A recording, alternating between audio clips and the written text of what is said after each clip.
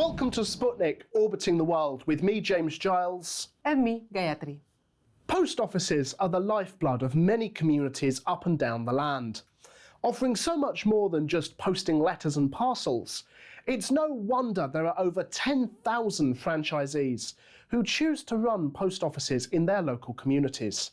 But due to a technical glitch on the accounting software, hundreds of postmasters were wrongfully charged with false accounting, leading them to have criminal records. After a decade-long battle, 39 convictions have now been overturned. Joining us now to discuss the greatest miscarriage of justice ever in Britain is leading trade unionist and communication workers union representative, Meade. Mol, thank you for coming on board the Sputnik. Hi. Mol, just for the sake of our viewers who don't know about this story, could you go back to the beginning, tell us what's happened and how we've reached this point? About 14 years ago, we were made aware surreptitiously that there was a problem with the accounting software for Post Office Limited, as a CWU that was. And what happened subsequently was that they denied it, and they denied it for many, many years. And in the last few weeks, the High Court in Britain have said, no, it did happen. And that's where we're up to now. And those 39 people have been vindicated, fortunately. Unfortunately, there are some people who, over this 14, 15-year period, or however long it went on for, because we still haven't got to the bottom of that figure yet, took their own lives. And we're never going to get those people back. And how do you sort that out? How do you repay that? What we're hoping for as the Communication Workers Union is that there will be a full inquiry into this. And a lot of people have got to be held accountable here. You know, all the governments between then and now, including the one we've currently got, have got to be accountable because they're the owners, they're the bastions of this industry, an industry that's 500 years old. Now, you talk about blame and you talk about, inquiries needing to happen. Who is to blame, do you think, over this? Is it the government for taking their eye off the ball with the post office? Is it senior executives at the post office? Or is it someone else? Well, those two groups of people that you've just mentioned are the decision makers. They decide what happens to the post office, whether it be the board of POL or whether it be government ministering themselves. They're the decision makers. So they are responsible for this. There can't be anybody else. It has to be them. They have to take full responsibility for it. As you well know, the length and breadth of this country, we have campaigned for years to stop Crown offices from being closed, let alone sub-post offices. We're down to about 11,000 outlets nationwide. People are struggling to get into post offices now to be able to have the service. Now, let's be quite frank here. 8 years ago nearly, they broke up Royal Mail and Post Office. What? Why? Why do that? The Royal Mail's got no way of having any sort of high street presence anymore. We're in a situation in this country where our government has decided they want to invest in the high street and yet at the same time tear the heart out of it by doing away with Crown offices. Well, you and I have campaigned together in the past to try and save Crown offices, and it's always well-supported fight in whatever town it may be. That's a universal thing that you and I have both found. But Paula Venables, who for many years was CEO of Post Office Limited, has today announced that she's stepping back from her roles in the church and also from the boards of organisations she's on and companies she's on, like Morrison's and Dunelm. Obviously, Paula Venables was in charge at the height of this saga, when it was becoming clearer by the day that there were issues with the Horizon accounting software. Is that enough for the victims, for Venables to have stepped down from those positions? No, it's not. I mean, it's not just the CEO's responsibility, is it? It's the chairman's as well.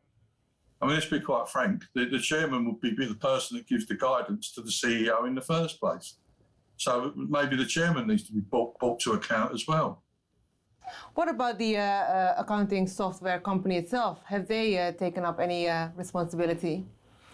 or No, I don't know. explanation? There must be stuff going on in the background that I'm not privy to at the moment, but I'd be highly surprised if someone's not looking over their shoulder going, well, hang on a minute, it's down to you as well. You know, I'd be very surprised if that's not being tabled as we speak in smoke-filled rooms, perhaps. Right. So in the past 15 years, all these hundreds of postmasters who were wrongfully accused of fraud, basically, their lives have been ruined to the point of suicide, as you mentioned, and imprisonment. And the settlement gave out 20 million to share amongst the 39 victims. Is that the case? Is that correct, Mo? What I understand is that it's not a huge amount of money that they end up getting, because by the time all the legal fees and stuff like that are paid out, I don't know the finite figure of exactly what individuals will get. But even if it was 50, even if it was, I was about to say that, even if it had another note on it and it was 200 million, I still don't think it would be enough to replace someone's freedom, to replace someone's life. I just don't know what that price is, but what we can't allow to happen is this poorly mismanaged, brilliant industry that I've been so privileged to work for over 30 years, be chopped up and put into mincemeat by meat-packing glitterati that really don't deserve to be employed, let alone hold positions of responsibility. So are we now to expect, following this victory, are we now to expect the other hundreds to also take up the case? I would have thought so, yeah. I mean, if I was one of those people watching now and reviewing the situation, I think I'd be making some phone calls to find out where I stood. Well, look, the Post Office Limited have said that they're very sorry for the distress caused and that they'll work with these sub-postmasters to try and put things right. Obviously, in some cases, as you say, very sadly, these sub-postmasters have either passed away or indeed, in some cases, taken their own life. But what do you think the Post Office can do for those who are still with us to make things right? Is there anything they can do, do you think? I think the first thing they can do is put their hands up and be grown up and decent about it. I mean, last year I was giving evidence with Andy Fury, the national officer, and it was very, very clear that Post Office Limited had the information days before some of these convictions took place, and they didn't give it over.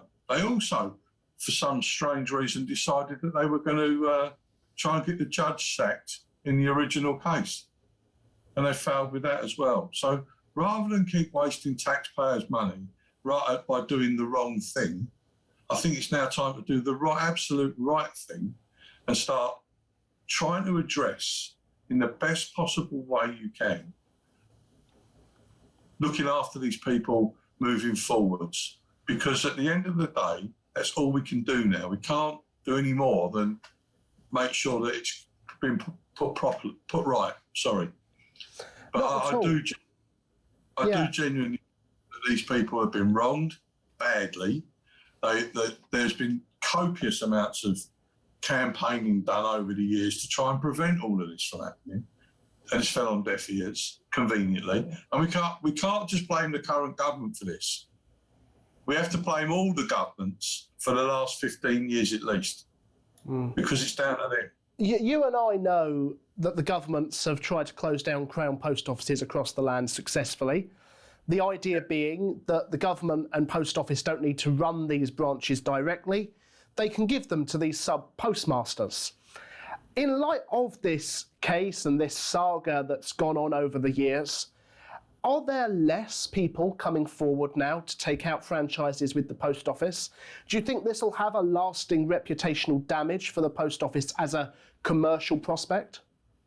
I think, generally speaking, the individuals that the customer, the public interfaces with are genuinely good, decent people who try to do the best for their customers or members of the public that come in, no matter whether they're a pauper or a lord. It doesn't matter. They all get treated the same. And I think that will be our saving grace. It will be that holds it all together. Will it be a brand damage limitation exercise? They can't limit this exercise. It's going to run its course. But I think, generally speaking, people are proud of their post offices. People understand that it's not the individual's fault that's behind the counter. It's the software that a grey person in a shady back room has implemented that's failed. And until we get to that place where I think genuinely that our brand will survive. It's 500 years old, like I told you. It needs to survive. It's a very important piece of our heritage in this country. And moreover, what's weird, I'll tell you what's strange, is that I do feel that the government are facing in both directions currently. That in one breath they're saying, well, we've got to reinvigorate the high street. And then in the very next breath, they're closing Crown offices on Wednesday of this week. You know, so they're facing in two directions. If you're going to support the retail arm of our society, i.e. the high street, if you're going to do that, which is great, and that'll create jobs and employment and so on, you've got to make sure you've got a beating heart in that high street. So we're asking for a full review, a complete judicial review of the whole shooting match within Post Office Limited, because we believe the Communication Workers Union, we believe that it should be more about workers' cooperatives now. And moreover, we need to make sure that we provide the services in perpetuity for the communities that we represent. Well, from all of us here, thank you for what you and your colleagues at the CWU are doing on this case, and indeed to try and preserve post offices up and down the land. So until I see you on the stump again at some point somewhere, thank you very much indeed for joining us. Thank you. Take care, James. Take care, everybody. Coming up after the break, we discuss the Olympic-sized oil spill in the Ecuadorian Amazon with environmental activist and lawyer Steven Donziger. Don't miss it.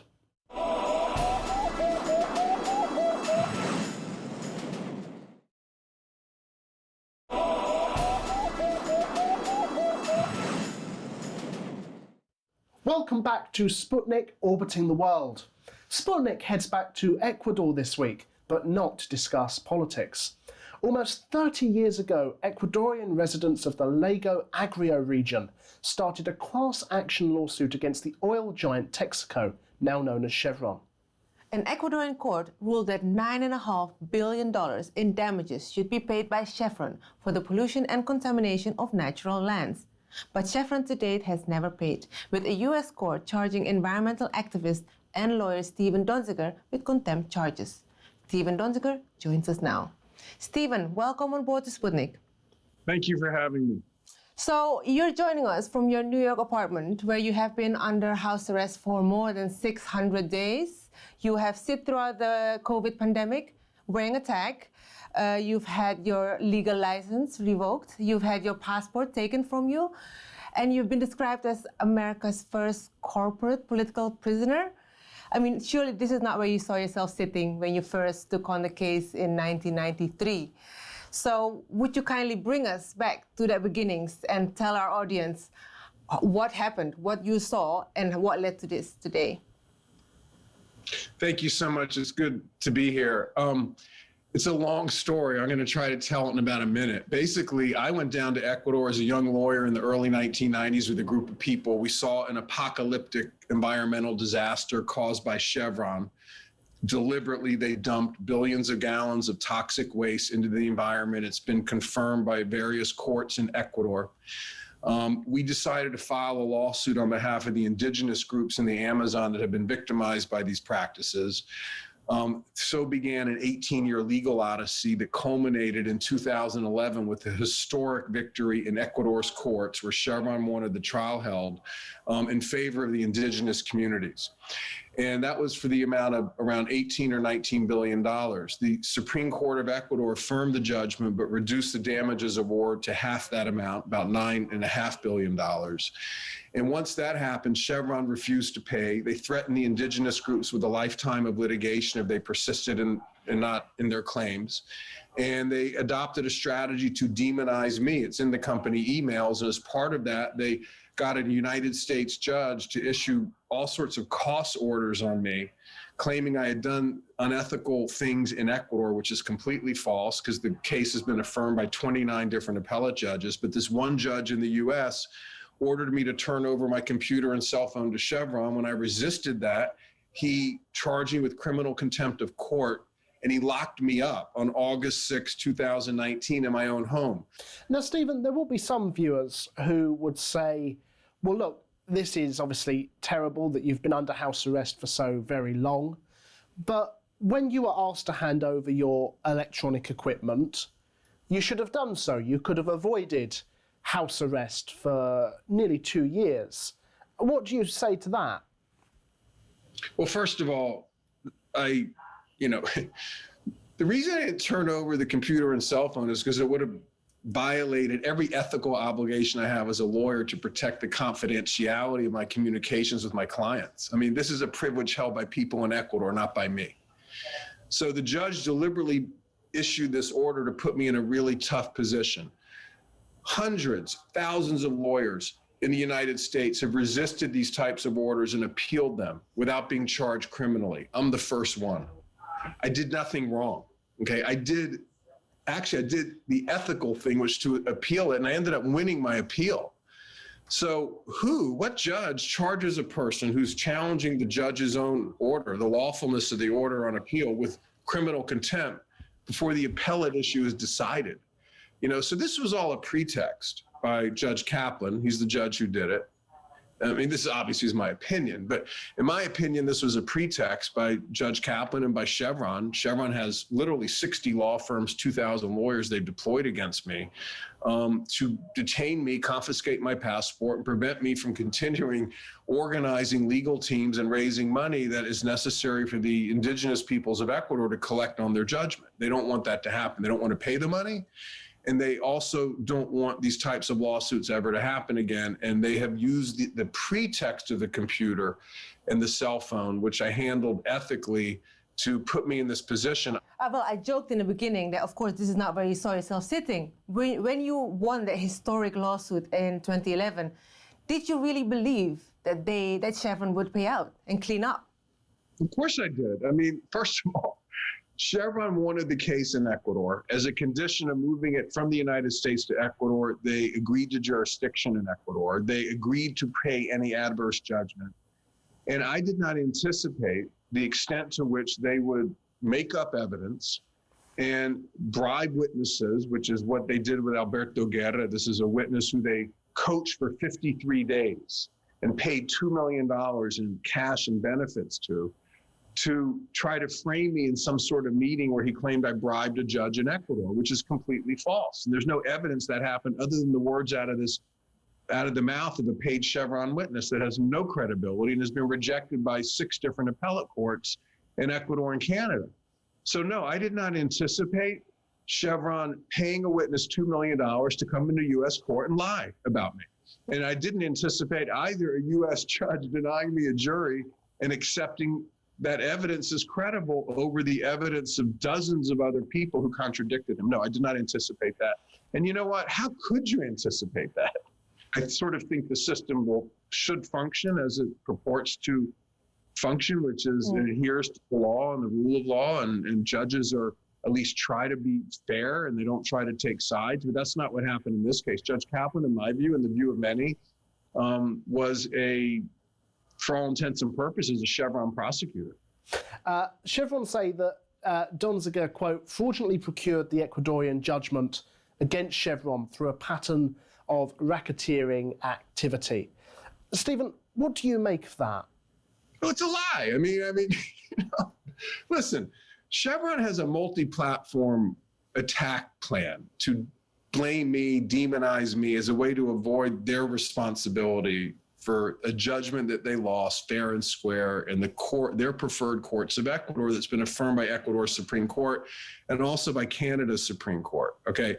So that's embarrassing for a big oil company. I mean, I work out of my apartment where I'm locked up right now from my kitchen table. They have 60 law firms and 2,000 lawyers. There's other lawyers working in collaboration with me. Okay, I'm not the only lawyer. There's lawyers in different countries. We all work remotely, and we crushed them in court. Okay, so it's embarrassing. And they have spent massive sums of money to avoid paying this judgment. And so when I appear in the media, they always issue the standard statement, and they rely on Judge Kaplan's decision, this judge who's a former tobacco lawyer who dislikes me and has been attacking me for years. By the way, there's a 50-page misconduct complaint pending against him, signed by 200 lawyers for his attacks on me. You know, he's a very questionable judge in my view. But he did rule that I committed a fraud, but you know, that's been rejected by 29 other appellate judges. So I'll go with the 29 and Chevron can go with the 1. Stephen, let's go to Ecuadorian Amazon and tell us about the impact this huge oil dump has caused to the nature and obviously to the indigenous people. When I first went there, I saw gigantic lakes of oil in the Amazon rainforest. I mean, literally, you come around a bend in the dirt road and see just this oil, like pools, like rivers of oil that had been dumped by Chevron. And, you know, the most shocking thing to me on that first trip, I mean, beyond the obvious humanitarian impact, there was a crisis happening there, a health crisis and an economic impact, was the realization that this was not an accident. This was a design, an engineering design done deliberately to save money. So if you look, for example, at the BP spill in the United States in 2010, that was an accident. BP put up a $20 billion fund within 2 weeks and ultimately paid out $65 to $70 billion. What Chevron did in Ecuador, an American company in Ecuador, was to deliberately and systematically pollute to the tune, according to court findings, and 16 billion gallons of cancer-causing toxic waste onto indigenous ancestral lands. And the ultimate impact, and just one more quick point, is the people who live there had their water system poisoned by Chevron. In other words, they don't have faucets like many of us do. They don't have money to buy bottled water.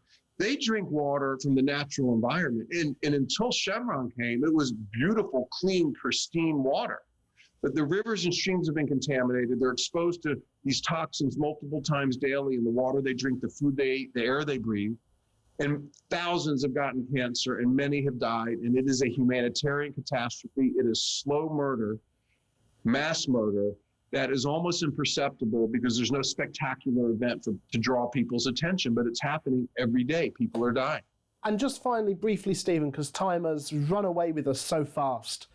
Has this dumping of waste now stopped by Chevron? Is the future looking positive for the people of Lago Agrio?